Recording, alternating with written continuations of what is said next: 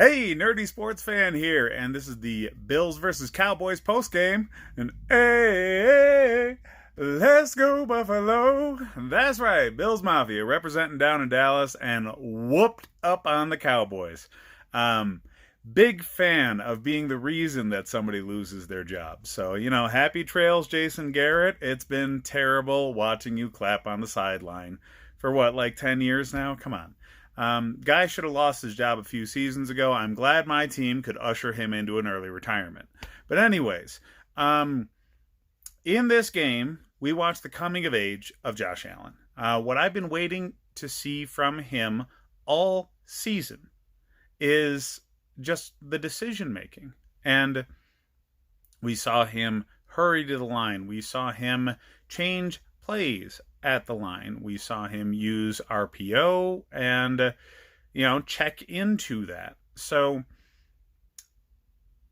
he was making all the right calls. When he doesn't turn the ball over, this team is dangerous because the rest of the team doesn't make stupid mistakes. They don't beat themselves.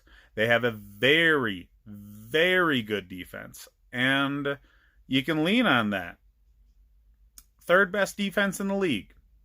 And now, I hope people will shut the hell up about my team not beating anybody of any sort of quality. So there's wins now against Tennessee and Dallas.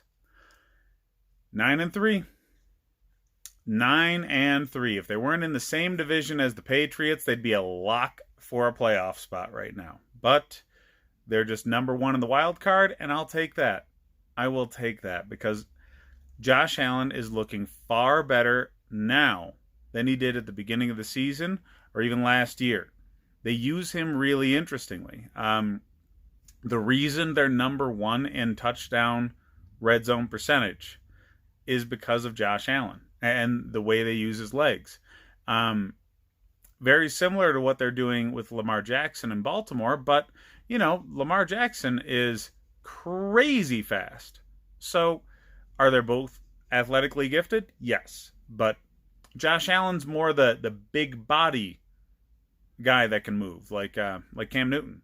Whereas Lamar Jackson's much more built like Michael Vick, where he's much, much faster and maybe a little bit more slight of frame.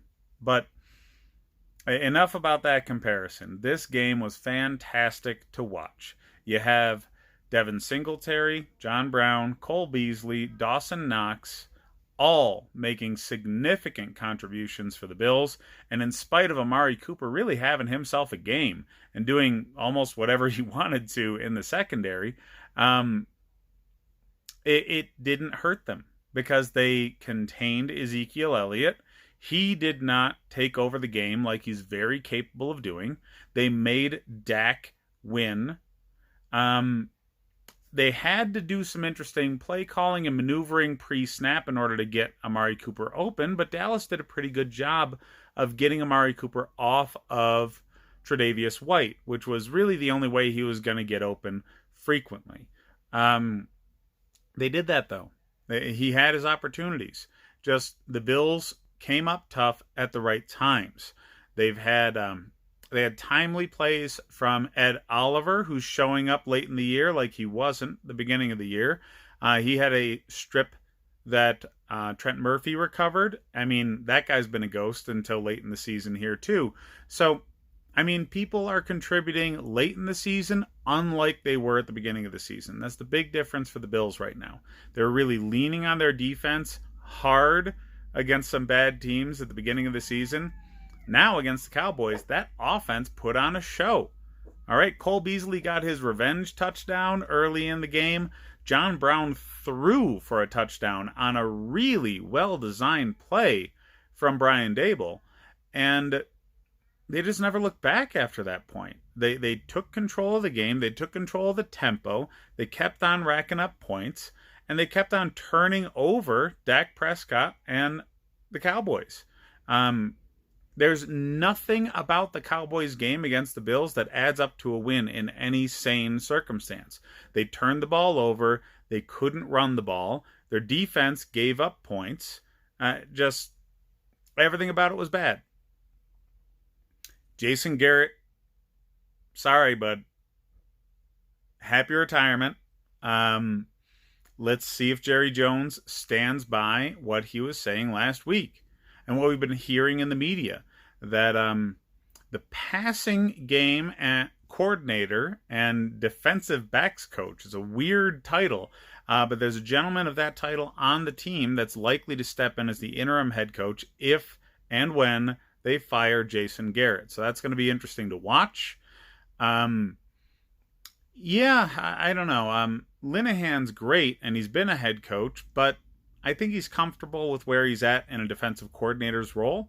And Jason Garrett has been the offensive play caller his entire career there. So there's nobody else, really. Interim head coaches, he's interviewing for the job, essentially, the last part of the season. Again, let's see if it actually happens, but how do you explain this game? Really, how do you explain this game to your fan base? The Bills are a team that were vulnerable. Yes, you hadn't won anything against a team with a winning record, but the Bills really hadn't either. So, it should have been something that you could have done some damage in. Yes, you're leading the division. But after this game, and if the Eagles win today, which they very easily can, now you're tied in the division, and it's tiebreakers that keep you in first place.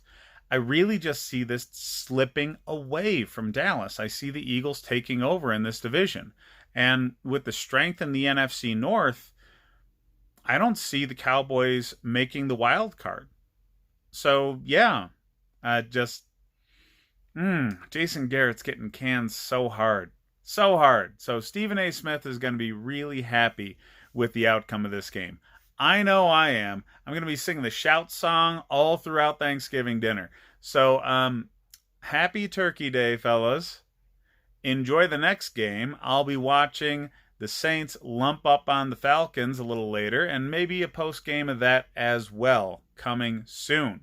But check out the rest of my videos. I got pre-game videos for every single game to help with fantasy football roster moves.